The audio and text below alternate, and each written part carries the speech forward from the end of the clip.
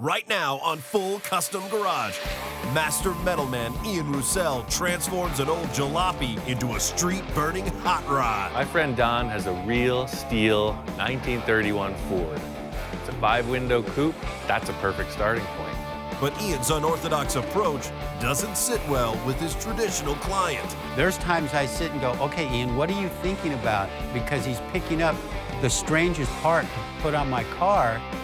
This is like work, you know? I'm at work here trying to make a really bitchin' car, but I gotta get back to my shop. There's something I've been looking to finish, and I gotta get to it. Back at the lab, Ian attempts to resurrect a crazy creation. This car is really kind of the opposite of what Don's is. His is for the street, this is for the show. All it does is get off the trailer, show up at the club, and do its dance. And later at Don's, things start heating up. I'd say a significant event occurred in my absence.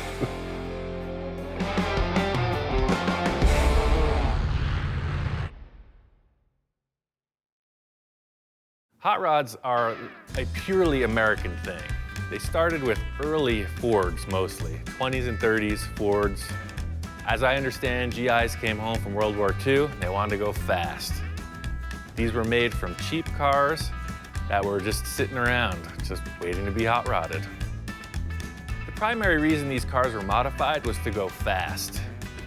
The looks just kind of followed the function.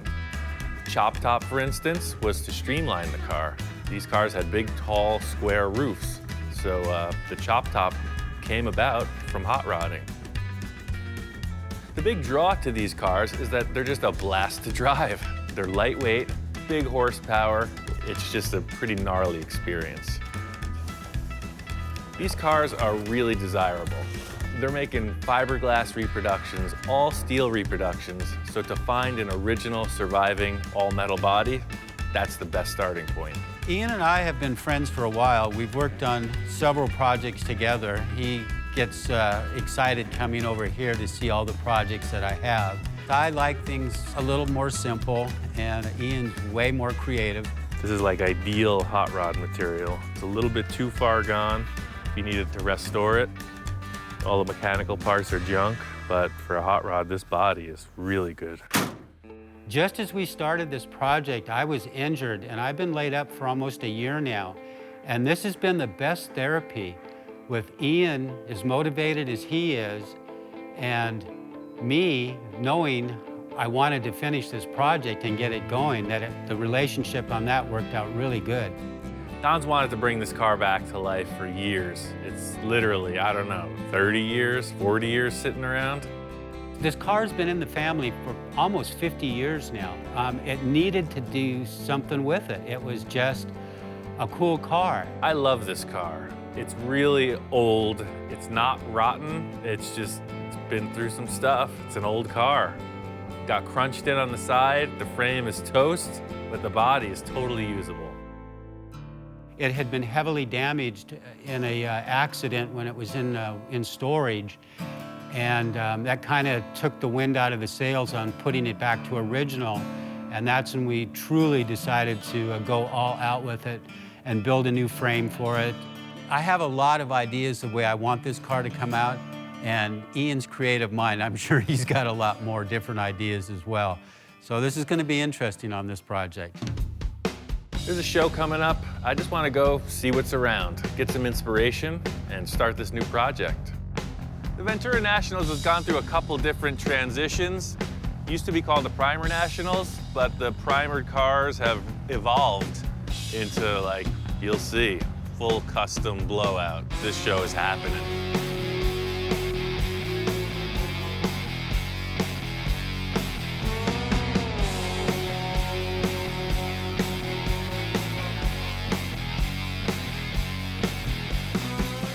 Looking at other 31 Fords, this is like straight cool traditional custom.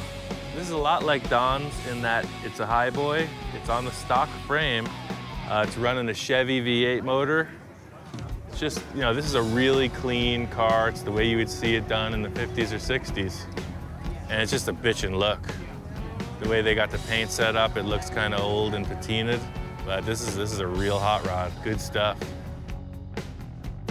It's the same year. It's a 31 Ford. It's unchopped. It's a highboy. It's up on top of the frame.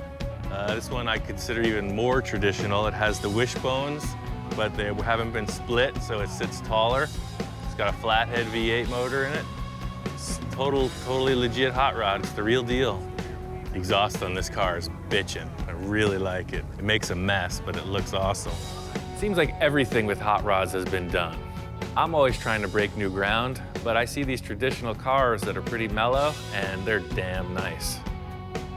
Kinda on the fence. I know where I want to go, but sometimes you just gotta hold back. We really started this project about a year ago. I built a whole frame for it, and we haven't done anything since. I made the whole front clip look like a stock car. That's when the debate really started. I wanted to lengthen it out about 8 inches just so we'd have more room in the cab of the car. I'm trying to build it as comfortable as I can.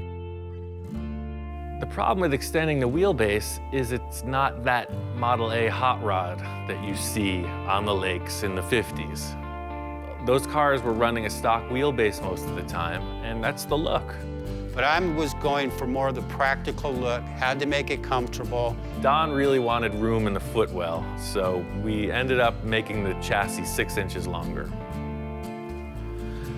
For the rear part of the frame, I used 2x3, 1/8 wall, and I used the Model A frame as a template where I put this little jog in it. I just set that up and took the 2x6, just made a join and then plated them with a 1/4-inch plate on the outsides all the way around. We don't have a proper hot rod front axle, so I'm looking for something that looks like it. Don's got a '59 Ford truck in the back, and I think I can modify that to work. Since we need a front axle for the 31, I did this on another car, like a T-bucket I built. I used a truck axle. So it's cool because these straight axles, they have hydraulic brakes. They got the old school wide 5 bolt pattern. The cool thing about this axle is Don's already got it. It's here, it's got a great brake setup. A lot of guys would convert their cars to truck brakes, and really that's the main benefit. I'm just using the whole axle, but it's all about stopping. It's a no-brainer. I'm just gonna cut off the leaf spring mounts and create a new mount for the hot rod style spring. All right, so that's the deal. The main thing I'm gonna have to do before I start, see these pads where the old leaf springs used to mount? I'm gonna cut straight through and then weld a bracket on to hold the new radius rods.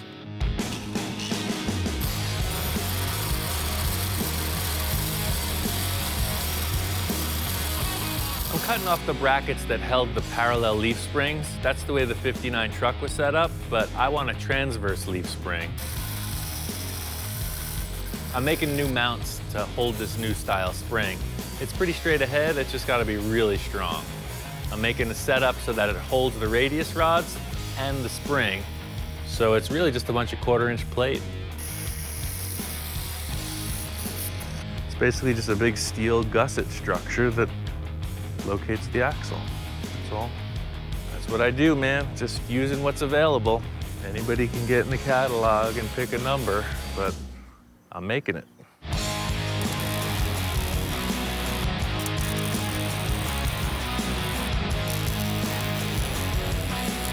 This axle's done. I painted it black. It's a very simple thing. Just a bunch of bolts at this point, and it's ready to roll. Don ordered the radius rods from the catalog. I don't have a problem with ordering from the catalog. I'm trying to make his job a little bit easier. Don had the rear end he wants to use, so I put on some brackets, hooked up the 4-link kit. Now we got a rolling chassis. Found this Chevy truck steering box, mounted it to the frame. It's gonna work great. The challenge is mating it up to the forward front axle. They're different ends on the drag link. With every car I've made like this, I've had to make a custom length drag link. So when you put the end on, you just use the Chevy on one side and the Ford on the other.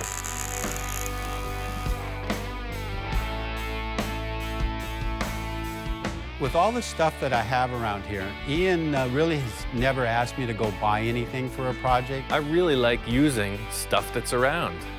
There's sometimes you can't get away from ordering parts, bushings, heim joints, that type of thing.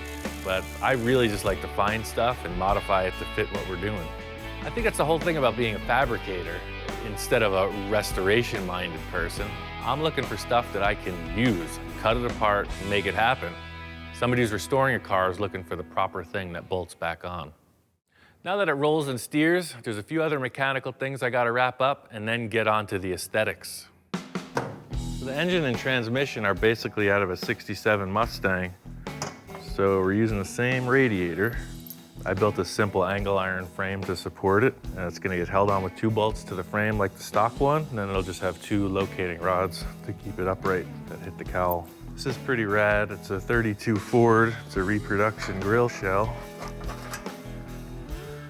All right, we're still waiting to figure out what we do about the insert, but that's pretty much the setup.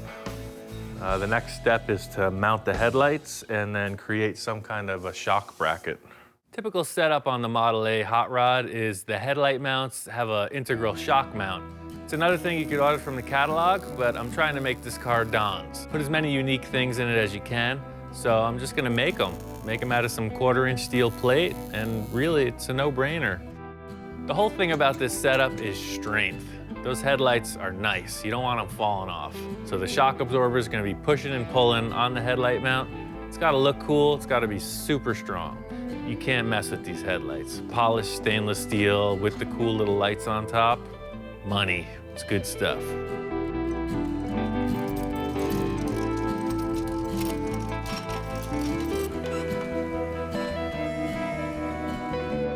This body is 80, 90, whatever years old. It's super old. We had to take it and do a bunch of work underneath. We got replacement wheel arches, a couple replacement quarters, and it's really just cut and weld. Body work, sand, sand, sand. We finally get the thing pretty dialed in. It's time to see how it looks as a roller.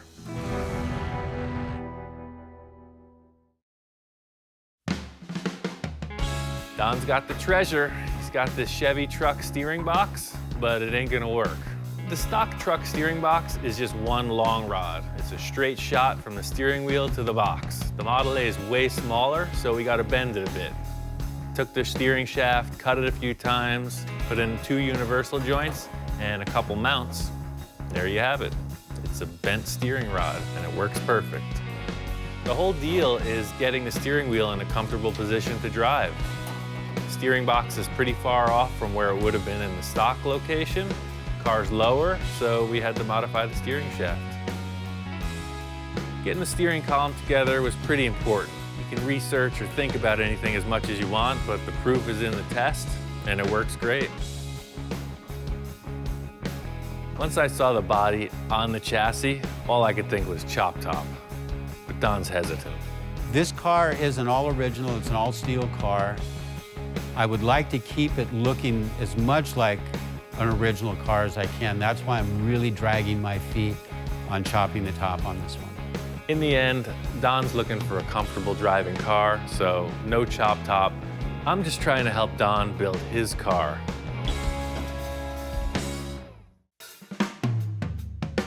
Every Model A has a hole in the roof. You can't get around it. One of the cool factors is it really gives you an opportunity to kind of make your mark. I've been looking around all over, trying to figure out what's gonna be cool. Don's got a bunch of van roofs, he's got car hoods, car trunks, all kinds of stuff. Looking around, I come up on this Mustang hood, and it's pretty thrashed. This is a '69 Mustang hood. The car got wrecked. I cut it out about the same size as the roof opening in the Model A. It's got a neat crease down the center, and it's worthless as a replacement hood. So we were talking about using it to fill the hole in the roof.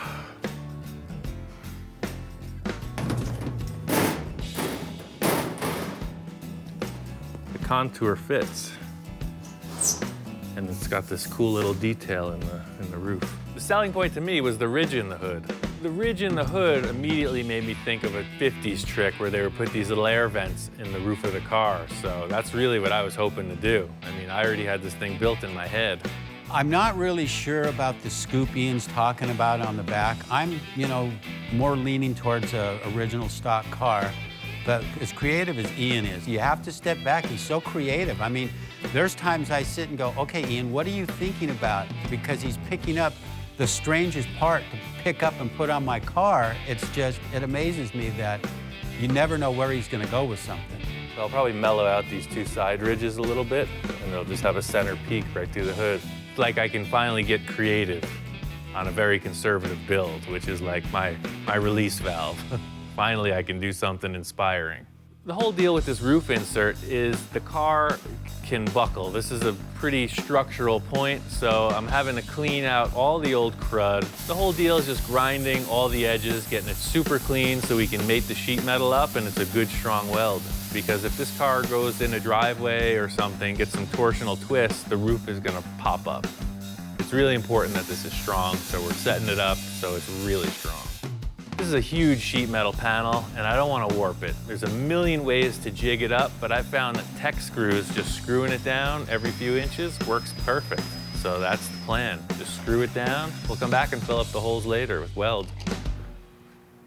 Pretty much it. We'll just weld this on. It's going to take a long time to make all the tack welds. It's about 16 linear feet of welding, so stand by. It's all screwed together and there's no warps or kinks, so it's gonna be a slow welding process, round and round for hours. It takes so long to spot weld a big panel like this. I mean, your thoughts can go anywhere, but mostly for me, it's like the sound of a long, empty hallway with a slight breeze coming through it. It's just nothing. You can't think too much when you're doing this or you go crazy. It takes a long time. The satisfaction comes in the end result, because a lot of guys will want to work through it too fast, and I know what happens. I've been there. So really, I've trained myself to just slow down time. Just take your time and do it right. It's not that hard to weld this on correctly. The whole deal is not heating it up. And if you do heat it up, you got to know how to recover from it. And that's really where the hammer welding comes in. Each time the weld cools down, it shrinks a bit. So nothing's perfect. Some spot welds will be hotter than others. So if you find that it's starting to oil can on you, it gets out of shape, you gotta hammer it back before you do the next weld. It's really just keeping the metal under control. It's just a slow process. You gotta do it right. Once the welding's all done, you just grind it out. It's the same deal that you don't wanna heat it up, because you can warp it when you're grinding it. So you gotta know where you're going. Just take your time and get it right. When I'm grinding it, I'm just making sure I don't heat it up. I try to keep the edge of the disc on the weld. Never hit the sheet metal. It's really just, you gotta pay attention. Last part of the equation is the Bondo. Mix it up, fill it, go on to primer. The whole purpose of the Bondo is to level the surface. So you mix it up, spread it, cut it back real fast. Get as much of the material off as possible, because you want the paint to be as close to the metal as possible. The whole idea with Bondo is using as little as possible, so I like to work fast. I found that I can use this big old saw blade, and it's like 10 grit sandpaper. So if you use it right, it goes really quick. You just sling off the high spots real fast, just go to 36 grit after that. Don's car is bitchin' and all, but it's really not the creative entity that I'm looking for. It's like, this is like work, you know? I'm at work here. I'm trying to make a really bitchin' car, but I gotta get back to my shop. There's something I've been looking to finish, and I gotta get to it. Working on Don's hot rod has got me thinking about this car I built about 5 years ago. It's a total show car. It just had some suspension issues, and it's really making me want to bring it back. I took the whole car apart to freshen it up, and what I'm gonna really do is make the suspension work. There's a few really cool ideas, but without the final touches, it's pretty much unusable. This is the freaking mess. It's a pretty nonsensical car. This is the bare frame. The motor and transmission are in it because it's so high fashion, it requires a ton of disassembly to get the engine out. So today, I just gotta come up with a plan. When I originally built the car, I had taken 2 airbags and stacked one on top of the other so they would blow up like an accordion. They were huge. So the airbags, you can see what I did. I just hogged out the threads on this so they just located. So they would fit together like that, a double stack. But the problem was with the arc of the suspension, they would literally turn into a noodle. And if the axle twisted, then they would come apart. They would pop out of the car. So this bag would be here, and then it would just literally break free. The worst thing was that the car could barely even get on the trailer. Even as a trailer queen, it couldn't do that one simple task. The cool factor is it looks like a toy. It looks fake. It was a super simple design. The 2-link is okay, but it needs a third. It needs something to stop it from going left to right. The whole deal with this modification is I do have to put in suspension components and basically busy up the design a little. I'm trying to make it look as cool as it did in the beginning, but without these extra parts, it just doesn't work. My challenge is to make it look as cool as possible and still drive. What I had established, obviously you got plenty of up and down movement, you got articulation in the axle, but I need to stop it from going side to side.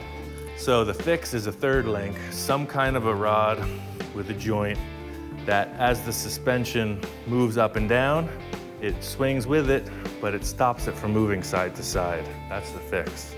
I might put shocks just inside here. This is all hidden. Might come off with shocks on each side like that.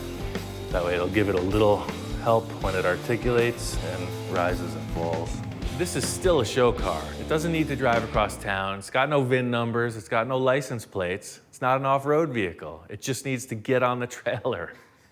I need to get it out of the storage and back to the show.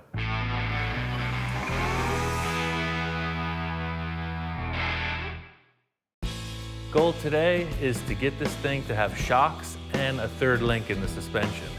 I was able to get a couple shocks, Volkswagen front shocks from an early, 60s Bug. I figured they're gas charged, so this isn't a performance car. These were around, and I'm gonna make them fit, even if they wouldn't otherwise. Went digging around in my friend Don's back lot. I was able to come up with an old tie rod from a car. I always like to put a little Volkswagen in every project. I'm using VW front shocks, and I found this tie rod at Don's. I'm gonna make into a 3rd link for the suspension. I just cut one end off. I have to cut it to length, but I think this will work perfect for the cross link. I'll have to come up with a couple mounts and mount this crossways in here so that as the suspension travels up and down, it won't go side to side. The first step today is to create an upper shock mount. I'm really trying to make this thing look like it belongs on the car and not an afterthought. So it's got to be strong and it's got to look as cool as the rest of the vehicle. I've really been tossing around a few ideas on how to build this thing. What I really know is that I don't want to grind on the frame. I don't want to disturb the paintwork that's there. So I'm trying to come up with a creative idea that'll bolt on. What this needs to do for functionality is locate the upper bushing on the shocks. I got a whole bunch of this, it looks like 1x3 or so rectangular tube. So if that sits on here, then once the shock is collapsed, it comes out to just about the right measurement. So if I set that up like that with a bolt going through, that should work perfect. They're gas charged, they gotta be really secure. It's got to be a strong part and it's got to look cool. I'm trying to make this thing look like it belongs on the car, and I've got drilled holes all over the thing. Some are dimpled, some are all the way through, so probably going to come up with some kind of a thing that matches parts of the suspension. I just cut an 11-inch piece of that 1x3 rectangular stock, drilled a bunch of holes. It took a while. I left the ends without holes because I'm going to put 2 small pieces of tube so I can put a bolt through it. I used a TIG welder to fit the bushings on the end of this rectangular bar. I did that primarily so it's a really neat weld, simple, minimal. There's no finish work, it just looks cool. The whole concept with this from the beginning was to make it look like it wouldn't work. So I'm still trying to keep all these functioning parts kind of minimalistic standpoint. When you look at the car, I don't want you to see a bunch of accessories bolted on. I'm trying to keep it low key. All right. So that worked out good. But the shocks, I think I'm gonna trim these shocks a little bit because that looks too stock. So this whole upper shock looks pretty bulky, and you don't really need this. This is just like a shield for a street car. You'll see what the deal is. I'll just cut this whole top off and it'll look pretty clean. The whole idea is this being a show car, I want you to look at the flashy stuff. This isn't a focal point, this is purely function. Taking these upper shrouds off of the shock, just because it makes them look a little lighter, a little cooler. You got a nice shiny chrome rod coming out of it. Just looks cooler. They put these shrouds on it for cars on the street, keeps water, rocks, any kind of crud out of the moving part. But this doesn't have that. This car's never gonna be in the rain or in the mud, so no crud's gonna go down into the shock absorber. So it was primarily for looks. It looks bitchin'. The primary difference in the setup between Don's and my car is I'm using an airbag system. They both have a center mount, but his leaf spring is the thing that locates the axle and keeps it centered. My design for the airbag doesn't have anything to keep the axle centered, so I need to put this third link in. That'll keep it from self-destructing.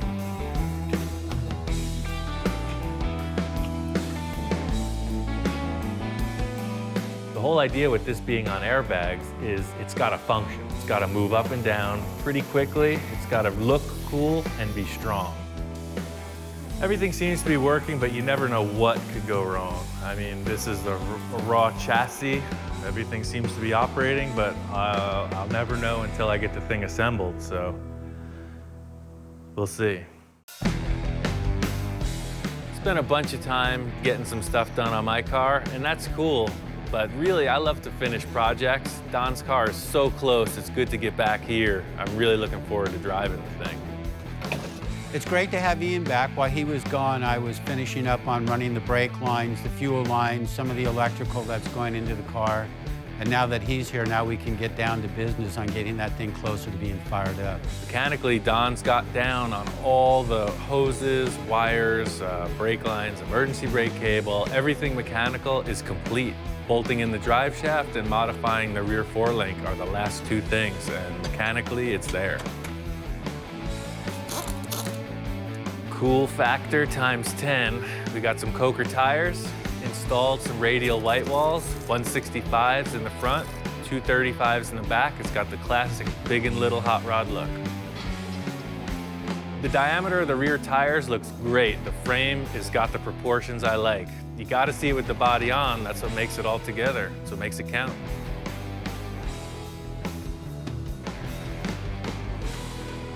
Well, the body's in good position. I gotta see what this thing looks like. Been waiting a long time. A lot of effort's gone into getting this far, so let's see what it looks like in the sunlight. I like it, sir. I like it too. It's so nice to finally see this car going someplace. It's been sitting for 40 some odd years. Now to see it getting so close, I'm so excited about getting that car running and getting it down the road. It is absolutely bitchin'. I couldn't have asked for a better car. You've seen this car kind of mocked up 100 times already, but with the tires and the paint, this thing is ready. It's looking good. The last bit of fabrication is the exhaust dumps. Don's got a bitchin' set of headers, and they need mufflers. We're bolting on the headers, and I'm gonna fabricate the rest of the exhaust.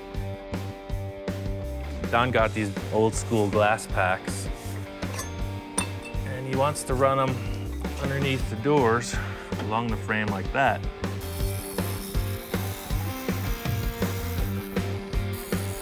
Took a whole bunch of cut and welds, but it actually gave it a better shape in the end. I trimmed it back until it has this like flowing rearward, kind of a mellow curvature. It looks good. That's pretty much the layout. I'm gonna take it off and finish weld it, sand it up nice. Don's gonna paint the whole assembly black. So the last bit is just to put a gasket on here. I'm not gonna put it together finally until we're really done, but this is the gist of it. So you got it and it's shut off. It flows out through the mufflers. So it's a 2.5 outlet to a 2-inch end pipe and muffler. But if he goes out to the salt flats or just wants to annoy his neighbors, he can open it up. It'd be like a marching band coming down the street. Without mufflers, this car will be pretty rowdy. You know, everybody would know who's coming through town. Don's looking to be a little more discreet. He's a little more mature than I am. And we're ready to install this. An aftermarket air cleaner that looks just fantastic. Usually wiring a car for me is kind of tedious, but I'm gonna try out this wiring harness kit. It looks like it's all there. It's painless, so they say.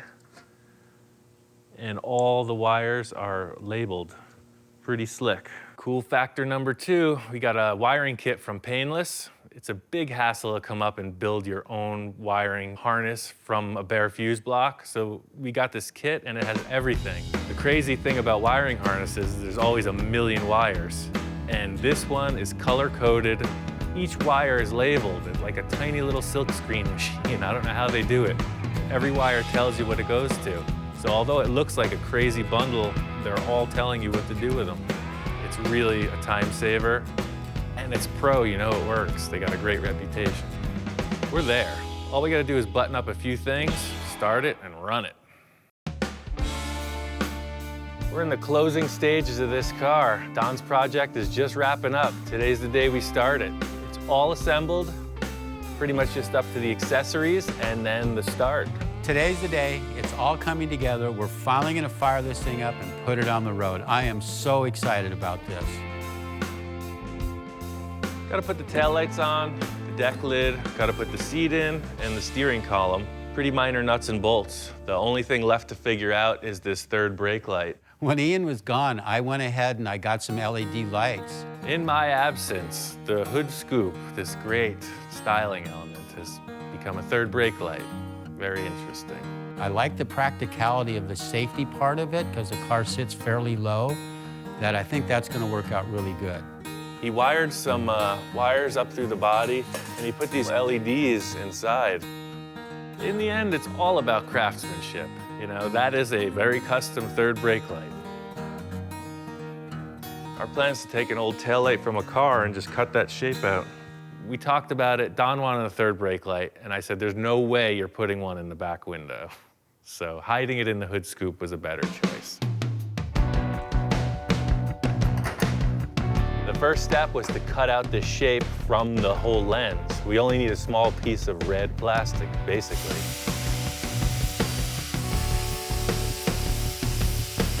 Just creeped up on it. First I cut it with like a heavy cutting disc, and then I used a sander to just creep up on the final shape. I put a little bevel in it as it meets the body. It'll be like a 45-degree angle, so it'll sit right up against the flange that is in the body. We'll just glue in the seam with a little bit of silicone and just call that done. Oh, look at that. Boy, somebody will see me from miles away. Perfect. Another wonderful job by FM Ian. The final step of the whole freaking build. We're there. Don's gonna set up some tool to raise the oil pressure. The motor's been sitting for years, so Don needs to bring up the oil pressure and then rotate the engine a few times and get everything lubricated. I'm pretty stoked. Don turned the key and the thing popped right off. It fired right away.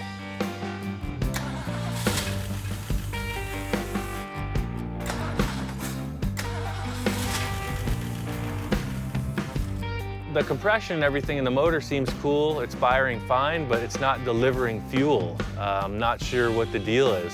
It's pulling the fuel up out of the tank, but it's like sort of just pulsing. It's not really delivering the gas the way it should. For some reason, the gas isn't getting to the engine. Don's gonna set up something with a fuel pump or whatever, but I gotta take off. I gotta pick up a car and deliver it to another client. So I'm gonna come back in about an hour. Should wrap this up and we're gonna run this thing. We're ready to rock. I'd say a significant event occurred in my absence.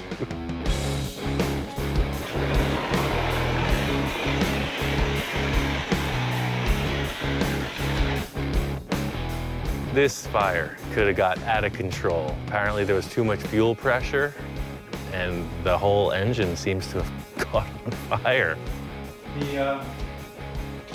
Let's get outside.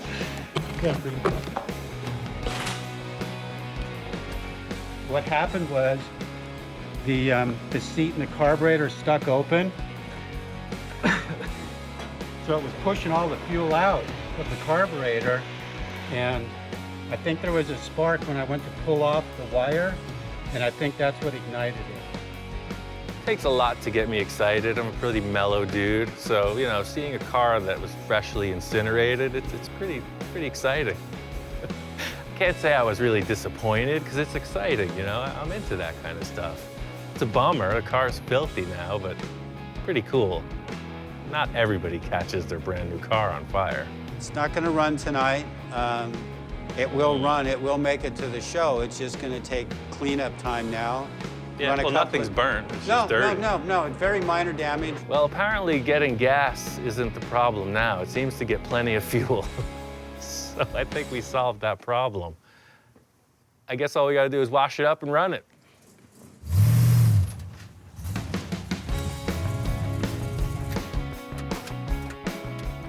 It's running, it's ready to go. We're going to the show. Well, I had to clean up the mess after the fire, and that was a little challenging, but we got all the powder off of the car. Have not fixed one burnt wire yet, but that'll get fixed later on. And adjusted the timing on it, and it's good to go. I'm really happy with the way this whole build went because the car is easy to get in and out of. It's a nice car to drive. It handles well, it corners well, it stops well, and the wife can get in and out of it well. I'm just so tickled. I mean, I couldn't have asked for anything more, or a person that Ian's caliber to help me with my own personal project. Working with Ian, he has taught me that you can make things absolutely bitchin' with the simplest tools, the simple material, that you can take something and make the most awesome stuff with it. That I have learned from him. I really appreciate that.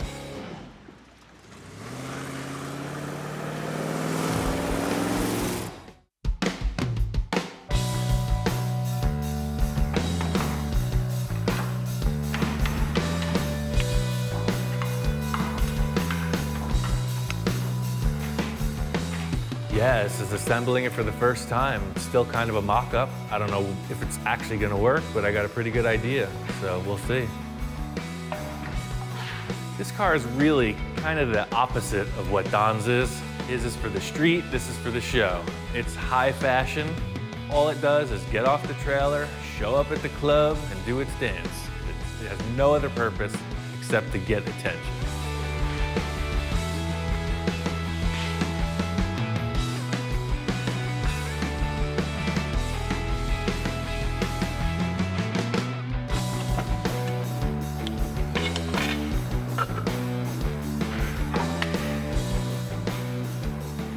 The hardest part about this is that this is a finished, pristine show car. It's not like a mock-up.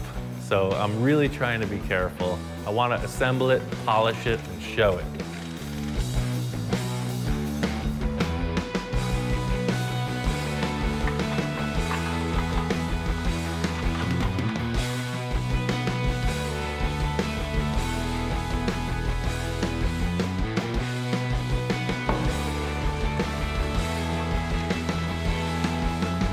I got my car put all back together. The front suspension works great.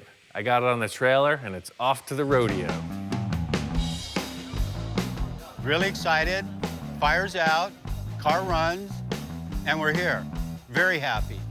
I've had a lot of good reaction. The family just loves it. They can't wait to go for rides in it. Seeing Don happy with the car, excited to drive it, I mean, that's what it's all about. Working with people and getting that type of response makes it happen for me.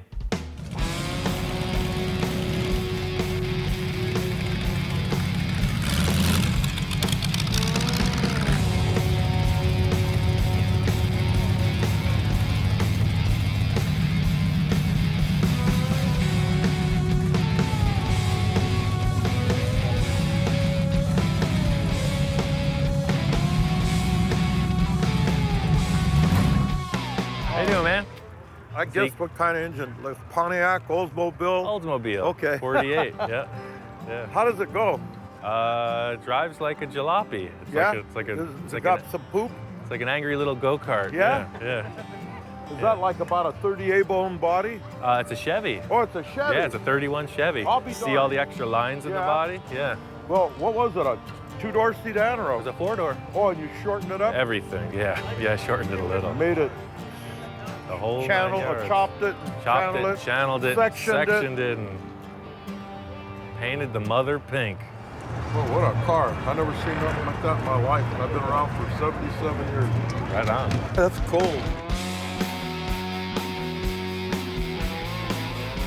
To finally finish this monumental task and have people stoked on it is really rewarding. You know, I built the car for me, but the people like it.